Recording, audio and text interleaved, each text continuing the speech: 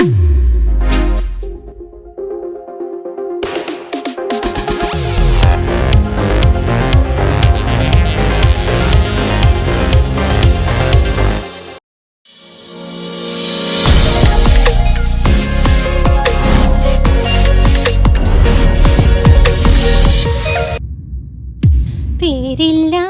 രാജ്യത്തെ രാജകുമാരി, അതിരില്ല രാജ്യത്തെ രാജകുമാര. ഞാൻ BA വോക്കൽ കർണാട്ടിക്ക ചെയ്തേ, മഹാരാഷ്ട്രയിലായിരുന്നു. അത് കഴിഞ്ഞ് മാസ്റ്റേഴ്സ് RLV ചെയ്തു. മൗന സരോവരമാകെയുണർന്നു സ്നേഹമനോരഥവേഗമുയർന്നു. ഫുഡൊന്നും അങ്ങനെ കൺട്രോളിങ് ഒന്നുമില്ല. എന്നെ കണ്ടാലും ആദ്യം കഴിക്കല്ലോ തോന്നിയില്ലേ, കഴിക്കും. MC ഡിജിറ്റലിലേക്ക് എല്ലാവർക്കും സ്വാഗതം. ഇന്ന് നമ്മുടെ ഗസ്റ്റായിട്ട് എത്തിയിരിക്കുന്നത് പേരില്ല രാജ്യത്തെ രാജകുമാരൻ എന്ന ഹിറ്റ് സോങ് നമുക്ക് സമ്മാനിച്ചു തന്ന എലിസബത്ത് രാജുവാണ്. പ്ലേബാക്ക് സിംഗറായ എലിസബത്ത് രാജുവിനെ നമുക്ക് സ്വാഗതം ചെയ്യാം. നമസ്കാരം. Thank you. എന്തൊക്കെയുണ്ട് വിശേഷങ്ങൾ? ഇപ്പോൾ പുതിയ വിശേഷങ്ങൾ എന്തൊക്കെയാണ്? നല്ല വിശേഷങ്ങൾ, നല്ല നല്ല പാട്ടുകൾ പാടാൻ പറ്റുന്നത് തന്നെ വലിയ സന്തോഷമാണ്. ഇപ്പം റീസെന്റ് ഒരു ഫിലിം റിലീസായി, ഓർമ്മചിത്രം. അതിനകത്ത് അലക്സ് പോൾ സാറിന്റെ നല്ലൊരു പാട്ട് പാടാൻ പറ്റി. അതിന്റെ സന്തോഷത്തിലാണ്. എനിക്ക് തോന്നുന്നു മോർ ദാൻ 26 years ആയല്ലോ അല്ലേ ഇൻഡസ്ട്രിയിൽ വന്നിട്ട്. ക്രിസ്ത്യൻ സോങ്സ് മോർ ദാൻ 5000 പാടിയിട്ടുണ്ട്. ഇപ്പൊ തിരിഞ്ഞു നോക്കുമ്പം ആ ഒരു ജേണി എങ്ങനെയാണ് കാണുന്നത്? എന്തൊക്കെ ഒരു എക്സ്പീരിയൻസസ് കുറെ ഉണ്ടാവുമല്ലോ പാട്ടിന്റെ നോക്കുകയാണെങ്കിൽ. അതെ, തീർച്ചയായിട്ടും. ശരിക്കും വലിയൊരു സന്തോഷവും ഒത്തിരി നന്ദിയാണ് തോന്നണത്. ദൈവത്തോട് നന്ദി പറയാണ്. കാരണം ഇത്രയും വർഷങ്ങള് ഫീൽഡിൽ നിൽക്കാൻ പറ്റുക തന്നെ ഒരു വലിയ കാര്യമാണ്, വലിയൊരു അനുഗ്രഹമാണ്. ഒരുപാട് നല്ല നല്ല പാട്ടുകൾ പാടാൻ പറ്റി. അതുപോലെ നല്ല ഒത്തിരി ഗ്രേറ്റ് ആയിട്ടുള്ള മ്യൂസീഷ്യൻസിന്റെ കൂടെ വർക്ക് ചെയ്യാൻ പറ്റി. വലിയ അനുഗ്രഹമാണ്, എക്സ്പീരിയൻസ് ആണ്. അതന്നെ ഒരുപാട് ടിപ്സ്. ഇപ്പൊ നമ്മൾ ആദ്യം പാടിയ പാട്ടും ഇപ്പൊ പാടിയ പാട്ടും നോക്കുമ്പോൾ നമുക്ക് അതിന്റെ വ്യത്യാസം, ഭയങ്കര വ്യത്യാസമാണ്. റെക്കോർഡിങ്ങിന്റെ രീതികൾ ഒത്തിരി മാറിയല്ലോ. ഞാൻ വരുന്ന സമയത്ത് ഈ പഞ്ചിങ്ങും കാര്യങ്ങളൊന്നും ഇല്ല, കാസറ്റ് ആയിരുന്നു. ആ സമയത്താണ് റെക്കോർഡിങ്ങിലേക്ക് വരുന്നത്. അപ്പൊ നമുക്ക് ഇടയ്ക്ക് കറക്ഷൻസ് ഉണ്ടെങ്കിൽ കംപ്ലീറ്റ്ലി ആ ഒരു ഫുൾ സ്റ്റാൻസ പാടണം. ഫുൾ സോങ് ആയിട്ടില്ല, അത് കഴിഞ്ഞിട്ടാണ് ഞങ്ങളൊക്കെ വരുമ്പോ. അപ്പൊ ഒരു ഫുൾ സ്റ്റാൻസ പാടുകയാണ്. അങ്ങനെ പിന്നെ ലൈവ് ആയിട്ടുള്ള റെക്കോർഡിങ്ങിന്റെ ഒരു എക്സ്പീരിയൻസ് അതൊന്നും ഇപ്പോഴത്തെ കുട്ടികൾക്ക് അധികം കിട്ടിയിട്ടുണ്ടാവില്ല. പക്ഷെ നിങ്ങളെ സംബന്ധിച്ച് രണ്ടും ചെയ്യാൻ എക്സ്പീരിയൻസ് ചെയ്യാൻ പറ്റി. ഇപ്പോഴത്തെ കുട്ടികൾക്ക് ഈ ട്രെൻഡ് മാത്രമേ അറിയുള്ളൂ. പണ്ട് എന്താ ചെയ്തേക്കണം എന്നുള്ള അവർക്ക് അതൊരു എക്സ്പീരിയൻസ് കിട്ടിയിട്ടില്ലായിരുന്നു. ഇപ്പൊ എങ്ങനെയാണത് ആ ഒരു എന്താ പറയാ അപ്പഴത്തെ വ്യത്യാസം എങ്ങനെയാ അത്? അപ്പോഴത്തെ ഒരു റെൻഡറിങ് സ്റ്റൈൽ എന്ന് പറഞ്ഞാൽ ഞാൻ നേരത്തെ പറഞ്ഞല്ലോ, കറക്ഷൻസ് അധികം നമുക്ക് സാധ്യമല്ല. അപ്പൊ അതുകൊണ്ട് തന്നെ അത്രയും വെൽ പ്രാക്ടീസ്ഡ് ആയിട്ട് പാട്ട് നേരത്തെ പഠിച്ച് റെഡി ആയിട്ടാണ് നമ്മൾ ക്യാബിനിലോട്ട് കയറുന്നത്. തെറ്റിക്കഴിഞ്ഞാൽ നമ്മൾ സ്റ്റാർട്ടിങ് മുതൽ പിന്നെ ആ ഒരു സ്റ്റാൻസ് വീണ്ടും എടുക്കുക, അല്ല കണ്ടിന്യൂറ്റി അങ്ങ് പോവും ചെയ്യും. അപ്പൊ അങ്ങനെയാണ് റെക്കോർഡിങ് ചെയ്തിരുന്നത്. അപ്പൊ നമുക്ക് ഈ പറഞ്ഞ പഞ്ചിങ് ഇല്ലാത്തതുകൊണ്ട് തന്നെ നമ്മൾ കുറച്ചുകൂടി ശ്രദ്ധിക്കും. അതൊരു പരിധിവരെ നമുക്ക് ലൈവ് സിംഗിങ്ങിനൊക്കെ ഒത്തിരി ഹെൽപ്പ് ചെയ്യും. സ്റ്റേജിലൊക്കെ ആണെങ്കിലും നമുക്ക് അങ്ങനെ ആണല്ലോ, പറ്റില്ലല്ലോ. അപ്പൊ അത് ഒത്തിരി ഹെൽപ്പ് ചെയ്തിട്ടുണ്ട്. പിന്നെ ജെറിമാഷിനൊക്കെ പോലുള്ള വലിയ വലിയ മ്യൂസീഷ്യൻസിന്റെ കൂടെ നമ്മൾ പാട്ട് പാടുമ്പോൾ മാഷ് ഒരുപാട് ടിപ്സ് നമുക്ക് പറഞ്ഞു തരും. അപ്പൊ അത് നമുക്ക് ലൈവിലും ഒത്തിരി ഹെൽപ്പ് ചെയ്യും. അത് ശരിയാണ്. നമുക്ക് ലൈവ് ഫിയർ, സ്റ്റേജ് ഫിയർ ഒക്കെ മാറാനും സ്മൂത്ത് ആയിട്ട് ടെക്നിക്സ് കുറെ പറഞ്ഞു തരും. മൈക്കിന്റെ പൊസിഷനിങ് എങ്ങനെയാണ്, അങ്ങനെയുള്ള കാര്യങ്ങളൊക്കെ. അപ്പൊ മാഷ് ഞാനിപ്പോഴും ഓർക്കണ്ടേ, ഞാൻ ആദ്യം തന്നെ മാഷിന്റെ പാട്ട് പാടിക്കുമ്പോൾ റെക്കോർഡിങ്ങിന് മുന്നേ തന്നെ ഹാർമോണിയം വെച്ച് വീട്ടിൽ വന്ന് തന്നെ പാട്ട് പഠിപ്പിച്ചിട്ടുണ്ട്. അത്രയും പ്രാക്ടീസ് ചെയ്തിട്ടാണ് നമ്മൾ സ്റ്റുഡിയോയിൽ പാടാനായിട്ട്. അത് ആ പഴയൊരു രീതിയാണല്ലോ. കുറച്ച് നാളുകൾ പാട്ട് പഠിച്ച് തറോ ആക്കിയിട്ടാണ് പാട്ട് പഠിക്കാൻ. ശരിക്കും എത്ര ദിവസം, എത്ര നേരം എടുക്കും? ഇപ്പോൾ ഞാൻ ഹാഫ് ആൻ അവർ ആണ് സാധാരണ ഒരു പാട്ട് എനിക്ക് വിത്തിൻ ഹാഫ് ആൻ അവർ പഠിച്ചു തീർക്കും. പിന്നെ ഇപ്പോൾ സ്റ്റുഡിയോയിൽ വന്ന് പഠിക്കുന്നേക്കാളും ഇപ്പോൾ ഡിജിറ്റലി ഒരുപാട് കാര്യങ്ങൾ അഡ്വാൻസ്ഡ് ആയല്ലോ. അപ്പം പാട്ട് മിക്കവാറും ട്രാക്ക് ആക്കി ശ്രുതി പോലും നമുക്ക് ഒത്തിരി കറക്ഷൻസ് കൊടുക്കാം. ഇപ്പൊ ഭൂരിഭാഗം പേരും പാട്ട് നമുക്ക് വാട്സാപ്പിൽ അയച്ചു തരാം. അപ്പം ജസ്റ്റ് ഒന്ന് നോക്കിയിട്ട് നമ്മൾ വന്നാൽ നമുക്ക് വേഗം സ്പീഡപ്പ് ആയിട്ട് റെക്കോർഡിങ് ചെയ്യാം. നേരത്തെ അല്ലെങ്കിൽ നമ്മൾ സ്റ്റുഡിയോയിൽ വന്ന് പഠിക്കുകയാണ്. അപ്പോൾ വിത്തിൻ ഒരു 10 to 15 minutes പാട്ട് പഠിച്ചു തീർക്കും, ടേക്ക് തുടങ്ങും. എങ്ങനെയാ പാട്ട് ചെറുപ്പം മുതലൊക്കെ എത്ര ഏത് പ്രായത്തിലാണ് അത് പാട്ട് പഠിക്കണം എന്നുള്ളൊരു അത് ആരെങ്കിലും കണ്ടുപിടിച്ചതാണോ? കണ്ടുപിടിച്ചതാണ് തീർച്ചയായിട്ടും. എന്റെ പേരൻസ് കണ്ടുപിടിച്ചതാണ്. ശരിയാ. കാരണം ഞാൻ 4 വയസ്സ് തൊട്ടാണ് പാട്ട് പഠിച്ചു തുടങ്ങുന്നത്. നമുക്ക് ആ ഒരു സമയത്ത് വലിയ തിരിച്ചറിവിന്റെ ഒരു പ്രായമായിട്ടില്ലല്ലോ. അപ്പോൾ വീട്ടിലിപ്പം പ്രയറിനൊക്കെ ആണെങ്കിലും എനിക്ക് അമ്മ പാട്ട് പഠിപ്പിച്ചു തരുമായിരുന്നു. ഞങ്ങൾക്ക് സന്ധ്യയ്ക്ക് പ്രാർത്ഥന കഴിഞ്ഞിട്ട് പാട്ടുകൾ പാടുന്നൊരു രീതി ഉണ്ടായിരുന്നു. എൻ്റെ സിസ്റ്റേഴ്സ് എല്ലാവരും പാടും പ്രയർ സോങ്സ്. അപ്പൊ അമ്മയാണ് ആദ്യം ഇങ്ങനെ പാട്ടുകൾ പഠിപ്പിച്ചു തന്നപ്പോൾ ഞങ്ങൾ ഇങ്ങനെ വീട്ടിൽ പാടുമ്പോൾ അച്ഛ അത് ശ്രദ്ധിച്ചു. ഞാൻ പാടുന്ന ശ്രദ്ധിച്ചിട്ടായിരിക്കണം ഇവളെ പാട്ട് പഠിക്കാൻ കൊണ്ട് ചേർക്കാം. അങ്ങനെ എന്നെ ക്ലാസിക്കല് പഠിക്കാനായിട്ട് കലാഭവനിൽ കൊണ്ട് ചേർത്തു. പിന്നെ അച്ഛ തന്നെയാണ് എല്ലായിടത്തും ക്ലാസ്സിനും കോമ്പറ്റീഷൻസിനും ഒക്കെ കൊണ്ടു നടന്നിരുന്നത്. അച്ഛൻ പാട്ട് പാടുവോ? പാട്ട് പാടും. എല്ലാവർക്കും പാട്ട് ഇഷ്ടമാണ്. പക്ഷെ ആരും അങ്ങനെ ക്ലാസിക്കലി ട്രെയിൻഡ് അല്ല. സിബ്ലിങ്സ് ആരെങ്കിലും? അനിയത്തി പാട്ട് പഠിച്ചിരുന്നു. അവള് പ്രോഗ്രാമിനൊക്കെ പാടിയിരുന്നു. അൽഫോൻസ്. ഇപ്പോഴും പാടുന്നുണ്ട്. ഇപ്പൊ അവള് അബ്രോഡ് സെറ്റിൽഡ് ആണ് കാനഡയില്. ഐ ടി മേഖലയിലേക്ക് പോയി ആള്.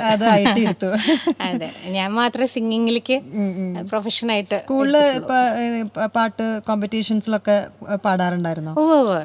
ഒരുപാട് മത്സരങ്ങൾക്ക് പങ്കെടുക്കാൻ പറ്റിയിട്ടുണ്ട്. 7th സ്റ്റാൻഡേർഡിന് ഡൽഹി ബേസ്ഡ് ആയിട്ടുള്ളൊരു സംഘംകല ഗ്രൂപ്പിന്റെ ഒരു കോമ്പറ്റീഷൻ. അത് നാഷണൽ ലെവൽ കോമ്പറ്റീഷൻ ആണ്. ഡൽഹിയിലായിരുന്നു എന്റെ നാഷണൽ ലെവൽ മത്സരം. നമ്മൾ ഓരോ സ്റ്റേറ്റിൽ നിന്ന് ഓരോ കുട്ടികളെയാണ് സെലക്ട് ചെയ്യും. ഇവിടെയും മത്സരങ്ങൾ നടക്കും. കേരളത്തിനെ റിപ്രസെന്റ് ചെയ്താണ് ഞാൻ അവിടെ പോയത്. അന്ന് അവിടെ അതിന് ഫസ്റ്റ് ഉണ്ടായിരുന്നു. ഞാൻ സത്യം ശിവം സുന്ദരം എന്നുള്ള പാട്ട് പാടി, ഹിന്ദി സോങ്. അപ്പൊ ഹിന്ദി അന്ന് ഞാൻ ഹിന്ദി എനിക്ക് അത്ര അറിയില്ല ലാംഗ്വേജ്. അതാ ഞാൻ ആലോചിക്കുന്നത്. കാരണം ഹിന്ദി ഡിക്ഷനൊക്കെ ആ സമയത്ത്, അതും 7th എന്നൊക്കെ പറയുമ്പോൾ അത് പലർക്കും അതിശയായിരുന്നു. പാട്ടും ഭയങ്കര ഹെവി. പിന്നെ അപ്പൊ ഞാൻ അന്ന് അത് അവിടെ പാടുമ്പോ എനിക്ക് ഹിന്ദി നന്നായിട്ട് അറിയാന്ന് വിചാരിച്ചു. ഇവരൊക്കെ ഓടി വന്ന് ഹിന്ദിയിൽ എന്തൊക്കെയോ പറയുന്നുണ്ട്. ഞാൻ ഇങ്ങനെ ബ്ലിങ്ക് ചെയ്ത് നിൽക്കുകയാണ്. അത് എനിക്ക് തോന്നുന്നത് അത് അച്ഛൻ ഒരു നല്ല റോള് ചെയ്തിട്ടുണ്ട് ആ കാര്യത്തില്. കാരണം വളരെ ചെറുപ്പം തൊട്ടേ വീട്ടില് ഹിന്ദി പാട്ടുകൾ ഒരുപാട് വെച്ചോണ്ടിരിക്കും. അച്ഛക്ക് ഭയങ്കര ഇഷ്ടമാണ് Hindi songs, old Hindi songs. അപ്പൊ ഞാനും അത് ഇങ്ങനെ കേട്ടോണ്ടിരിക്കുകയാണല്ലോ. ഏറ്റവും നമുക്ക് ഡിക്ഷൻ കറക്ഷൻ ഏറ്റവും നല്ലതും അതാണ്. അത് കേട്ടിട്ടുള്ള ഞാനും. അതും ഇത്രയും ചെറുപ്പം മുതൽക്ക് അത് കേൾക്കുമ്പോൾ നമ്മുടെ മനസ്സിൽ ഓട്ടോമാറ്റിക്കലി അത് കേറുകയാണല്ലോ. അതെ. അപ്പൊ അത് ഒത്തിരി എന്നെ ഹെൽപ്പ് ചെയ്തിട്ടുണ്ടെന്നാണ് എനിക്ക് തോന്നുന്നത് ഹിന്ദി ഡിക്ഷന്. അപ്പോ അത് അന്ന് ഞാൻ മലയാളത്തിലാണ് ഹിന്ദി പാട്ടിൽ എഴുതിയിരുന്നത്. പിന്നെ അത് മാറ്റി ഹൈസ്കൂളൊക്കെ ആയപ്പോ ഞാൻ പിന്നെ ഹിന്ദിയിൽ തന്നെ. അവിടെ ഡിക്ഷൻ ഒന്നും ഒരു പ്രശ്നം ഒന്നും ഉണ്ടായിട്ടില്ല ഡൽഹിയിൽ പാട്ട് പാടാൻ? അവിടെ അത് കറക്റ്റ് ആയിരുന്നു എന്നാണ് എല്ലാവരും പറയുന്നത്. അവർക്ക് ആർക്കും അറിയണ്ടായില്ല. എനിക്കൊരു ആത്മബന്ധം ഉണ്ട് തോന്നുന്നു ഹിന്ദി പാട്ടുകളോട് കൂടിയിട്ട്. ലതാ മങ്കേഷ്കറാണ് തോന്നുന്നു ഏറ്റവും ഫേവറേറ്റ് ആയിട്ടുള്ള. ലതാജിയെ ഒത്തിരി ഇഷ്ടമാണ്. ആണല്ലേ? ലതാജിയുടെ പാട്ടുകൾ നമുക്ക് ഏത് പാട്ടെടുത്താലും അല്ലേ എല്ലാം ബ്യൂട്ടിഫുൾ സോങ്സ്, ബ്യൂട്ടിഫുള്ളി റെൻഡേർഡ്. അത് കേൾക്കുമ്പോൾ നമുക്ക് എനിക്ക് തോന്നുന്നത് കുറെ പഠിക്കാനും ഉണ്ട് ആ പാട്ട്. ഓരോ പാട്ടും ഭയങ്കര വ്യത്യാസമായിട്ടാണ്. വലിയൊരു ഇൻസ്റ്റിറ്റ്യൂഷൻ പോലെയാണ്. ലെജൻഡറി സിംഗേഴ്സ് അല്ലേ പാടി വെച്ചേക്കണ പാട്ടുകൾ. അതെ, ചെറുപ്പം മുതൽ അത് പാട്ടുകൾ കേട്ടുകൊണ്ടാണ് നമുക്ക് കേട്ടുകൊണ്ട് തോന്നുന്നുണ്ട്. ബാക്കി കുറെ കറക്ഷൻസ് മലയാളം പാട്ടുകൾ നമുക്ക് തിരുത്താൻ പറ്റണത് അല്ലേ? അതിന്റെ ഒരു എക്സ്പീരിയൻസ് ഹെൽപ്പ് ചെയ്യും. അതെ. ഇപ്പൊ കോളേജിംഗ് ഒക്കെ എവിടെയാണ് ചെയ്തത്? ഞാൻ BA വോക്കല് കർണാട്ടിക്ക ചെയ്തേ, മഹാരാഷ്ട്രയിലായിരുന്നു. അത് കഴിഞ്ഞ് മാസ്റ്റേഴ്സ് RLV ചെയ്തു. രണ്ടിനും ആ സമയത്ത് തന്നെ എന്താ പറയാ ആൽബം സോങ്സ് കൂടെ പാടുന്നുണ്ടായിരുന്നു. ഞാൻ റെക്കോർഡിങ്സ് ഞാൻ എനിക്ക് തോന്നുന്നു 7th സ്റ്റാൻഡേർഡ് ഓൺവേർഡ്സ് പ്രോഗ്രാംസും ഗാനമേളയും. എനിക്ക് തോന്നുന്നു ആ ഡൽഹി കഴിഞ്ഞതിന് ശേഷം അതൊരു ഓപ്പണിംഗ് ആയിരുന്നു. അതെ. കാരണം ആ സമയത്ത് ഈ റിയാലിറ്റി ഷോയുടെ ഒന്നും സമയമല്ല. ഇങ്ങനത്തെ ഈ കോമ്പറ്റീഷൻസ് ഒക്കെ അന്ന് നല്ലപോലെ ശ്രദ്ധിക്കുന്ന സമയമാണ്. അപ്പോൾ അവിടെ വിൻ ചെയ്ത് കഴിഞ്ഞപ്പോൾ പേപ്പറിലൊക്കെ അതിന്റെ ന്യൂസ് ഒക്കെ ഉണ്ടായിരുന്നു. അപ്പോൾ സ്കൂളിൽ ഒരു താരമായിട്ട് മാറിയിട്ടുണ്ട്. പിന്നെ അതിനോടനുബന്ധിച്ച് ഞാൻ സ്റ്റേജ് ഷോസിൽ പാടി തുടങ്ങി. കൊച്ചിൻ ഗിന്നസിലാണ് ഞാൻ ഫസ്റ്റ് ലൈവ് ഞാൻ പാടുന്നത് ഗ്രൂപ്പില്. സൈനുദ്ദീൻ സാറിന്റെ ഗ്രൂപ്പായിരുന്നു. അപ്പൊ അതിൽ ഈ പാട്ടായിരുന്നു എന്റെ ഓപ്പണിംഗ് സോങ്. എല്ലാ സ്റ്റേജിലും മിക്കവാറും ഈ പാട്ട് തന്നെയായിരുന്നു.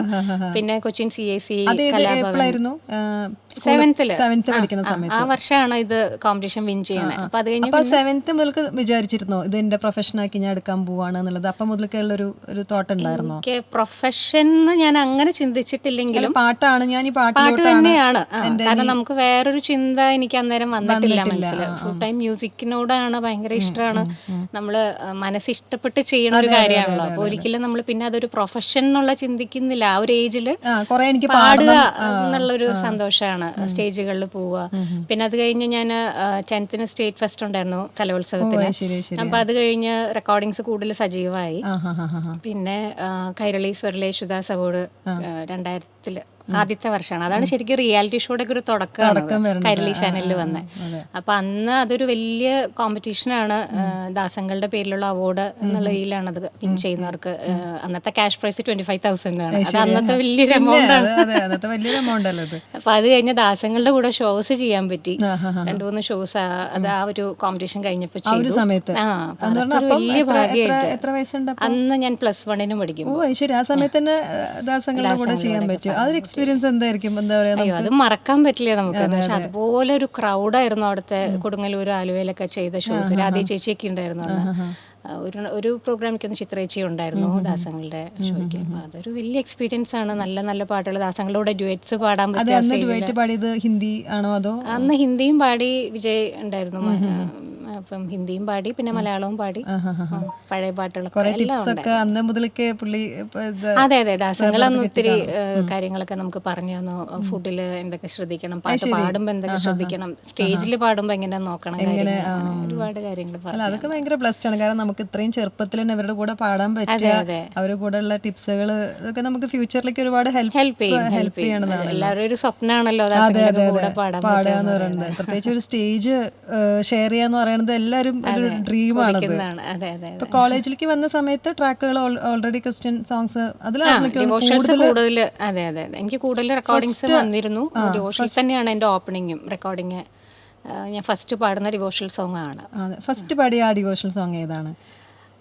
പിൽഗ്രിംസ് കമ്മ്യൂണിക്കേഷൻസിന് വേണ്ടിയാണ് അത്. CD അന്ന് കാസറ്റാണ്. അതിലൊരു ആരാധന ഗീതം ഞാൻ ഓർക്കുന്നുണ്ട്. തീർച്ചയായിട്ടും മറക്കാൻ പറ്റില്ലല്ലോ. അതെ അതെ അതെ അതെ, ആദ്യത്തെ പാട്ട് നമ്മൾ ഒരിക്കലും മറക്കില്ലല്ലോ. അതിങ്ങനെയായിരുന്നേ. സ്വർഗത്തിൽ നിന്നിങ്ങു വന്ന നിത്യമാം ജീവന്റെ അപ്പം ഞാൻ, സ്നേഹമാർന്നെന്നെ സ്വീകരിക്കും, മാനവർ ജീവിക്കും എന്നുമെന്നും, മോക്ഷ സൗഭാഗ്യവും നേടും എന്നരുൾ ചെയ്യുന്നു നാഥൻ. സ്വർഗത്തിൽ നിന്നിങ്ങു വന്ന നിത്യമാം ജീവന്റെ അപ്പം ഞാൻ. ഇതായിരുന്നു എൻ്റെ ഫസ്റ്റ് ആൽബം. ഒരു സോളോ ആയിരുന്നു. ഇഗ്നേഷ്യസ് ചുള്ളിയിൽ അച്ഛൻ്റെ പാട്ടുകളാണ്. അതിൽ അത് കഴിഞ്ഞ ആ CD തന്നെ കെസ്റ്റേറ്റിന്റെ കൂടെ ഒരു ഡ്യുവറ്റും കൂടി അവർ തന്നു. Okay okay. അപ്പോൾ ഈ ഇപ്പം മഹാരാജാസ് കോളേജിലായിരുന്നല്ലോ ഡിഗ്രിക്ക് പഠിച്ചതല്ലേ? മഹാരാജാസ് കോളേജ് എന്ന് പറഞ്ഞാൽ എനിക്ക് തോന്നുന്നു ഒരുപാട് കലാകാരന്മാരുടെ ഒരു കോളേജാണ്. അവിടെ എങ്ങനെയാ പ്രോഗ്രാം ഒക്കെ സജീവമായിട്ട് പാർട്ടിസിപ്പേറ്റ് ചെയ്യുന്നത്? കോളേജ് ലൈഫ് ഒക്കെ എങ്ങനെയായിരുന്നു? അവിടെ നല്ല രസമായിരുന്നു. ക്യാമ്പസ് എല്ലാവർക്കും അറിയാലോ. പിന്നെ ഞങ്ങളുടെ ഡിപ്പാർട്ട്മെന്റ് എന്ന് പറയുമ്പോൾ കോളേജിന്റെ ഒരു കോർണറിലാണ് ശരിക്കും മ്യൂസിക് ഡിപ്പാർട്ട്മെന്റ് അന്ന്. ഇപ്പൊ അതെനിക്കൊന്ന് മാറ്റായിട്ടുണ്ട്. ഞങ്ങൾ പഠിച്ചിരുന്നപ്പോൾ അങ്ങനെ ആയിരുന്നു. അപ്പൊ അവിടെ എന്ന് പറഞ്ഞാൽ ഞങ്ങൾക്ക് ഈ സമരങ്ങളും കാര്യങ്ങളൊന്നും അധികം ഞങ്ങളെ എഫക്ട് ചെയ്യില്ല എന്നുള്ളതാണ്. അത് ആ കോർണറിലായോണ്ടാണോ എന്നറിയില്ല. ഞങ്ങളുടെ അവിടെ ക്ലാസ്സൊക്കെ നടക്കും, വലിയ ബഹളമൊന്നും അങ്ങോട്ട് വരില്ല. അപ്പോൾ ഫസ്റ്റ് ഇയർ ഞങ്ങൾ ചെന്നപ്പോൾ ക്ലാസ്സസ് ഇങ്ങനെ കുറേ കട്ടാവും, സമരമാണെന്നൊക്കെ പറഞ്ഞു. ഞങ്ങൾക്ക് എല്ലാ ദിവസവും ക്ലാസ് ഉണ്ട്. അപ്പോൾ ഞങ്ങൾ ഓർക്കുന്നത് എന്താണ് ഇത്, ഒരു സമരമൊന്നും ഞങ്ങളെ ബാധിക്കില്ലല്ലോ, സമരത്തിന് വേണ്ടി വെയിറ്റ് ചെയ്തിട്ടൊന്നും നടക്കണില്ലല്ലോ. പക്ഷെ അത് കഴിഞ്ഞ് പിന്നെ സെക്കൻഡ് ഇയർ ഒക്കെ ആയപ്പോഴേക്കും അവിടെ നമുക്കറിയാലോ മഹാരാജ് എന്ന് പറയുമ്പോൾ ഇതൊക്കെ പാർട്ടാണ്. അപ്പൊ ആ ഒരു കൊല്ലമാണ് ശരിക്കും ഞങ്ങൾ ഇതൊക്കെ ഇങ്ങനെ സിനിമയിലൊക്കെ കണ്ടിട്ടുള്ളൂ ഈ സംഭവമൊക്കെ. അപ്പൊ അതൊക്കെ ഞങ്ങൾ അന്ന് അവിടെ എക്സ്പീരിയൻസ് ചെയ്തു, എൻജോയ് ചെയ്തു. അന്ന് മറക്കാൻ. ആ സമയത്ത് ആരെങ്കിലും സെലിബ്രിറ്റീസ് ആരെങ്കിലും കൂടെ പഠിച്ച ആരെങ്കിലും ഉണ്ടോ ഒരു ഇയറില്? എൻ്റെ കൂടെ ഇപ്പം ചിത്രയൊക്കെ എൻ്റെ തൊട്ട് സീനിയർ ബാച്ചായിരുന്നു, ചിത്ര അരുൺ. പിന്നെ മറ്റേ സുബിൻ ഇഗ്നേഷ്യസ് സാറിന്റെ മോൻ എൻ്റെ ജൂനിയർ ആയിട്ട് പഠിച്ചിരുന്നു. അങ്ങനെ കുറച്ച് പേരുണ്ട്. പിന്നെ അഫ്സൽ, മ്യൂസിക് ഡയറക്ടർ അഫ്സൽ എൻ്റെ തൊട്ട് സീനിയർ ബാച്ചിൽ പഠിച്ചിരുന്നു. എനിക്ക് തോന്നുന്നു ഒരുപാട് അങ്ങനെ നോക്കുകയാണെങ്കിൽ പഠിച്ച കലാകാരന്മാർ കംപ്ലീറ്റ് മഹാരാജാസ് ഇറങ്ങിയിട്ടുള്ള ആൾക്കാരാണ്. അപ്പൊ സിനിമയിലേക്ക് പിന്നെ എങ്ങനെയാ ഒരു എൻട്രി വന്നത്? സിനിമയിലേക്ക് ശരിക്കും എൻ്റെ അച്ഛയുടെ ഫ്രണ്ടാണ് റെക്സ് ഐസക്സ് വയലിനിസ്റ്റ്. റെക്സ് അങ്കിളാണ് സിദ്ദിഖ് സാറിനോട് ഇങ്ങനെ എൻ്റെ കാര്യം സംസാരിച്ചത്. അപ്പോൾ സിദ്ദിഖ് സാറിനും ശരിക്കും അറിയാം, കാരണം ഞങ്ങളുടെ തറവാട് സിദ്ദിഖ് സാറിൻ്റെയൊക്കെ വീടിൻ്റെയൊക്കെ അടുത്തായിട്ടാണ്. അപ്പോൾ എന്നോട് പറഞ്ഞു ഇങ്ങനെ മ്യൂസിക് ഡയറക്ടർ ഔസേപ്പച്ചൻ സാറാണ്, സാറിനെ പാട്ട് കേൾപ്പിക്കണം, സാറിന് ഓക്കെ ആണെങ്കിൽ നമുക്ക് നോക്കാം അങ്ങനെ. അപ്പോൾ ഔസേപ്പച്ചൻ സാറ് ഇവിടെ എറണാകുളത്ത് വന്നപ്പോൾ ഞങ്ങളോട് ചെന്ന് മീറ്റ് ചെയ്യാൻ പറഞ്ഞു. അപ്പം ചെന്നപ്പം സാർ 2-3 പാട്ടുകളൊക്കെ പാടിപ്പിച്ചു. അങ്ങനെ ഓക്കെ പറയാമെന്ന് പറഞ്ഞു വിട്ടു. പിന്നെ പെട്ടെന്നാണ് സിദ്ദിഖ് സാറ് റെക്കോർഡിങ് നാളെയാണ് എന്ന് പറഞ്ഞിട്ട് തലേന്ന് വൈകിട്ടാണ് വിളിക്കണേ. സർപ്രൈസ്ഡ് ആയിരുന്നു, ടെൻഷനായിരുന്നു. കാരണം ഇത്രയും വലിയൊരു ബാനറിലുള്ള ഒരു പ്രൊജക്റ്റ് ആണല്ലോ. അപ്പൊ അതിൽ തന്നെ നല്ലൊരു ഓപ്പണിങ് കിട്ടി.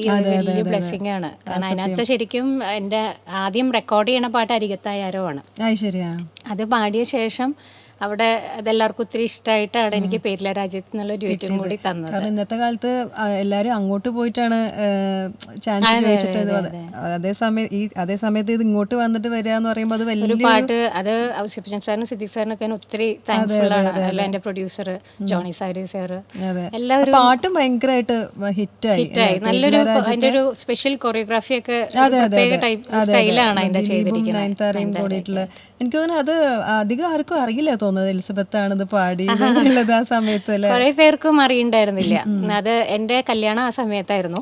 അപ്പൊ ഈ ചാനലിന്റെ പ്രൊമോഷനും കാര്യങ്ങളൊക്കെ ഉണ്ടല്ലോ. അപ്പൊ ആ സമയത്ത് അങ്ങനെ അധികം നമുക്ക് പോവാനും പറ്റിയില്ല. കല്യാണ തലേന്നൊക്കെയാണ് ഓരോ ചാനലിലും ഇതിന്റെ പ്രൊമോഷൻ പരിപാടിയൊക്കെ നടന്നിരുന്നത്. ഇടയ്ക്ക് 1-2 ഷോസിനൊക്കെ പോയെങ്കിലും നമുക്ക് അത്ര അങ്ങോട്ട് ഫോളോ അപ്പ് ചെയ്യാൻ പറ്റിയില്ല.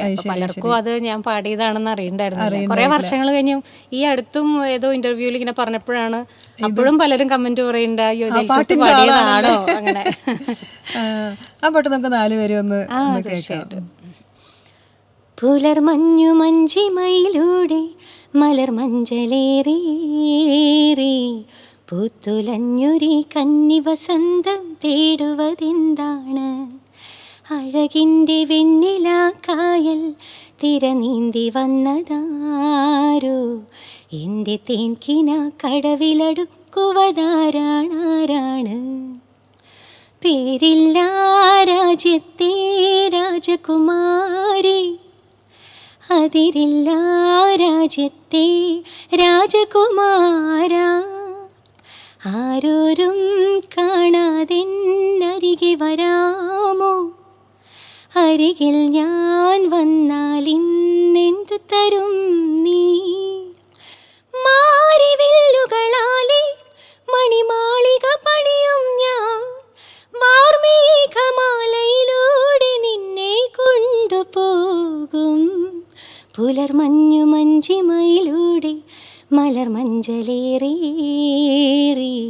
പൂത്തുലഞ്ഞൊരി കന്നി വസന്തം തേടുവതെന്താണ്? അഴകിൻ്റെ വെണ്ണില കായൽ തിരനീന്തി വന്നതാരോ? എൻ്റെ തേൻകിന കടവിലടുക്കുവതാരാണാരാണ്?